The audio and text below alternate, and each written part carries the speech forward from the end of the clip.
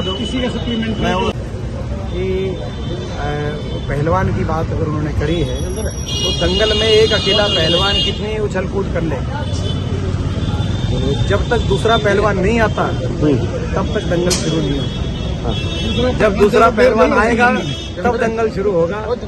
अभी वो पहलवान कितना ही कोई उछल कूद करे, भाजपा के पहलवान, जब दंगल तब शुरू होगा जब दूसरा पहलवान आएगा और रेफरी सीटी बजा। तो पहलवानों ने अपने लंगोट तैयार कर लिए। हमारे जो है कांग्रेस पार्टी पूरा तैयार है, लोग तैयार, हरियाणा के लोग तैयार हैं। आज तक हम जा रहे हैं डोर टू डोर। मैं अब शहर की अब हम जैसे हम डोर टू डोर जा रहे हैं, पूरे शहरवासी दुखी हैं, रोहतक शहरवासी और पूरे प्रदेशवासी। रोहतक शहर में हर प्रत्येक शहरवासी जो प्रदेश में हमारी समस्या उनसे तो दुखी है ही। रिकॉर्ड बेरोजगारी, महंगाई, रिकॉर्ड महंगाई, रिकॉर्ड भ्रष्टाचार, इन सारे नशे, इन सारी समस्याओं से दुखी है। अपराध दर जो आज प्रदेश के अंदर इतना अपराध फैल गया, कहीं फिरौतियों को ला रही है। इसके साथ साथ हम जा रहे हैं तो कुशासन से निगम में व्यापक भ्रष्टाचार, कहीं फैमिली आईडी की बात आती है, कि पीपीपी की बात आती है कि इनके कार्ड कटे हुए हैं, कहीं जो है जैसे मैंने कहा बेरोजगारी, महंगाई की बात आती है, कहीं सरकार का घमंड, कहीं भ्रष्टाचार व्यापक, कहीं पीने के पानी की सप्लाई। रोहतक के अंदर जो मूलभूत सुविधाएं हमारे समय जो रोहतक की एक पहचान विकास की बनी थी, विकास के केंद्र के रूप में रोहतक जाना गया था, वो आज पहचान धूमिल हो गई। 10 साल में मूलभूत सुविधाएं देने में सरकार असफल साबित हुई। बहुत सी कॉलोनियों में सप्लाई या तो बहुत कम है, या जो आ रही है वो सीवर का पानी की सप्लाई में आ रहा है। ऐसी स्थिति बन गई रोहतक में। तो आज रोहतक की जनता हर तरीके से पहचान है, व्यापारी, आर्थिक मंदी, ऑनलाइन, इन सब की वजह से दुखी है, जो सरकार ने एक माहौल बनाया है। तो मैं समझता हूं कि रोहतक की जनता व्यापक बदलाव करना चाहती है, और मैं आपके माध्यम से मैं भी ये सभी से सहयोग मांगता हूं कि सबको पता है कि हमारी नीयत काम करने की है, सबने पहले भी देखा है। अब ये मौका है, आने वाले समय में हम रोहतक को गुड़गांव के मुकाबले में लाके हम रोहतक उठ के खड़ा हो। दिल्ली के एक तरफ, दिल्ली की दक्षिण में गुड़गांव है, पूरब में नोएडा है, तो पश्चिम में रोहतक। मगर जब तक हमारी हुड्डा सरकार बनी थी 2004 में, उससे पहले तक दिल्ली की नजदीकी का फायदा हमारे क्षेत्र को नहीं मिला था। 10 वर्ष बड़े परिश्रम करके रोहतक को विकास की उस मंजिल तक पहुंचाया गया कि रोहतक देश के विकास के मानचित्र पे आया था। अब वो पहचान दोबारा धूमिल हुई है। दोबारा से मैं सभी आपके माध्यम से सभी लोगों से ये सहयोग मांगता हूँ, आप लोगों का भी सहयोग मांगता हूँ कि रोहतक में वो पोटेंशियल है, हम रोहतक की ट्रांसफॉर्मेशन करें, रोहतक विकास के मामले में गुड़गांव के बराबर पहुँचे, ताकि हम अगली पीढ़ी को एक अच्छा भविष्य अपने रोहतक में दे पाएँ।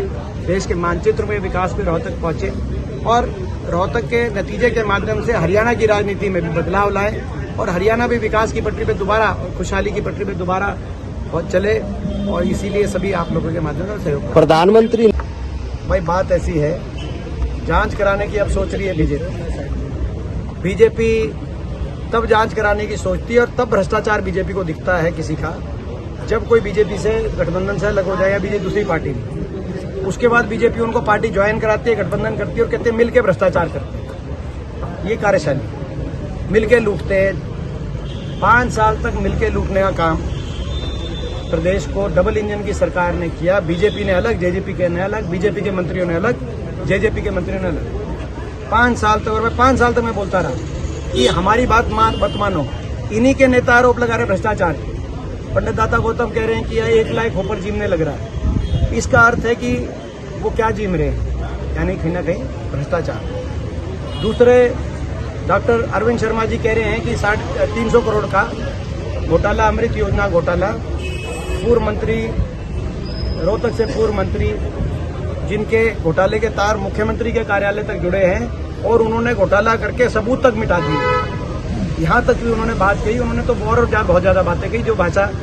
तो अब उन्होंने भी कहा तो उसके घोटाले की कोई जांच कौन कराएगा? जनता कराएगी। ये जो सारे घोटाले हुए हैं, जनता नई सरकार बनाएगी, जनता बीजेपी और जेजेपी के दोनों के घोटालों की जांच करेगी। इतना व्यापक घोटाले जो हुए हरियाणा में, अब घोटाले करके एक दूसरे पे बयान ये आरोप प्रत्यारोप लगा के बच नहीं सकते। राजनीति अपना रही है। देखिए, मैं समझता हूँ कि 10 वर्ष की सरकार के बाद भारतीय जनता पार्टी अपने काम, लोगों को क्या सुविधाएं पहुंचाई गई उसके बारे में बताना चाहिए।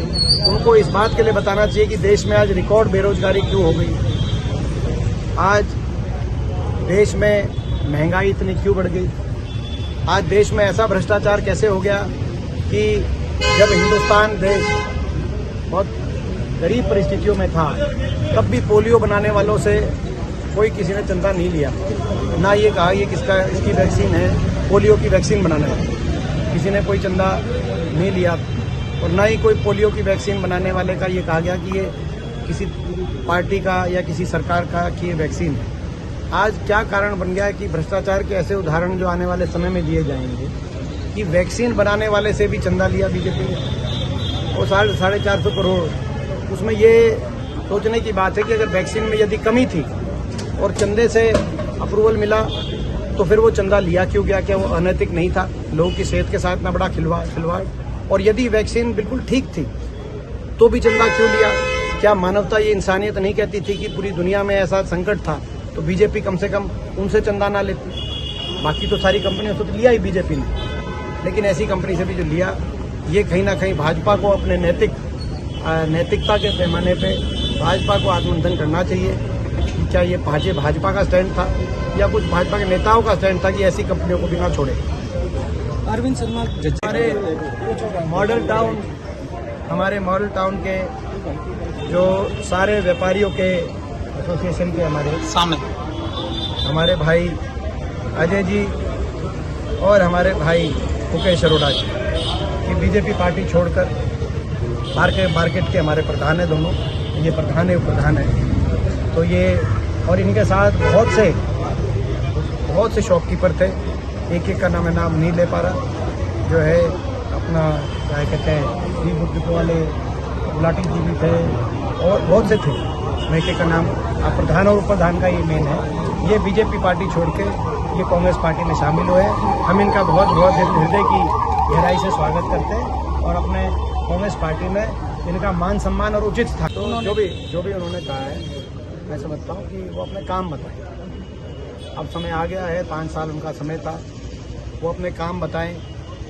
आज गांव-गांव में वो जा रहे हैं, शहर में जा रहे हैं, तो एक बात आ रही है कि वो धन्यवादी दौरा भी करने नहीं आए। मैं समझता हूँ कि शायद देश में शायद ये भी एक बात हो कि धन्यवादी अपने 5 साल स्वयं अपने हल्के में धन्यवादी दौरा ना करने का भी जो है ये पहला ही उदाहरण होगा, क्योंकि आज वो गांव-गांव में जा रहे हैं यार कि धन्यवादी दौरा करने भी नहीं गए, तो कम से कम जो है एक बार धन्यवाद करना सभी चले जाते हैं।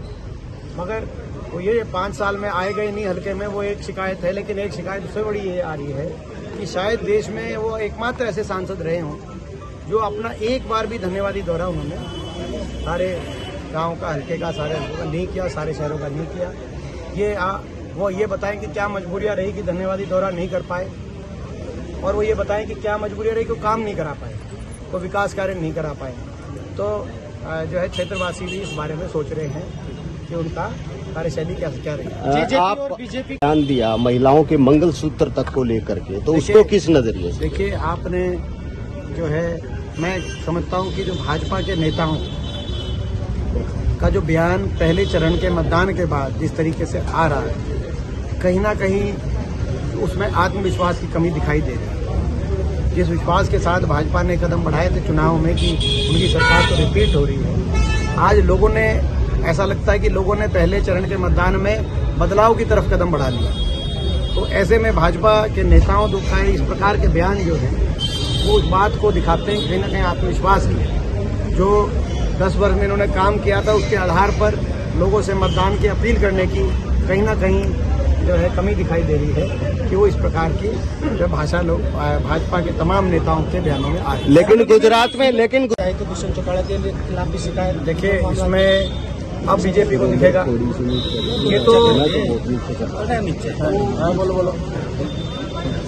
अपना जो है इसमें दोनों अंदर जाओगे। इसमें ये है इसमें बीजेपी को जब कोई बीजेपी से बाहर हो जाता है तो बीजेपी उस पर भ्रष्टाचार का आरोप लगाती है और फिर उससे गठबंधन कर लेती है और फिर कहती है कि हमारे साथ मिलकर भ्रष्टाचार करो। अब कह रहे हैं कि भाई जेजेपी से हम भ्रष्टाचार के जांच कराएंगे। 5 साल से बीजेपी के साथ मिलकर ये लूट रहे थे, तब जांच नहीं कराने की सोची क्योंकि मिलकर लूट रहे थे। आपने अगर जांच ही करानी है तो बयान तो केवल जो है इन्हीं के खिलाफ नहीं है, बयान तो बहुतों के खिलाफ है। आपने देखा रोहतक में नहीं सर बोलो हाँ तो अपना एक बार आ जाओ। इलेक्शन कमीशन क्यों सोया हुआ है?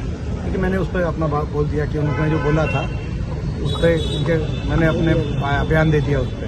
आप रोहतक अपने जो संभावित नतीजों से परेशान होकर पहले चरण के मतदान के बाद अपनी संभावित हार को देखते हुए उससे बौखलाहट में भाजपा के नेता इस प्रकार के मैंने बयान अरविंद शर्मा है या भारतीय जनता पार्टी ने उनका एक प्रत्याशी तो निर्विरोध चुना गया। अब वो मैं इस बारे में मैं नहीं जानना चाहता कि उन्होंने किस रूप से वो जो है जो कार्रवाई वहाँ दिखाई। समझता हूँ मैं कि राजनीति में जो है साम दाम दंड भेद का प्रयोग करने में भाजपा कभी पीछे नहीं हटती। कुछ ना कुछ इस प्रकार की बात वहाँ से आई है, लेकिन उस पर हम जो है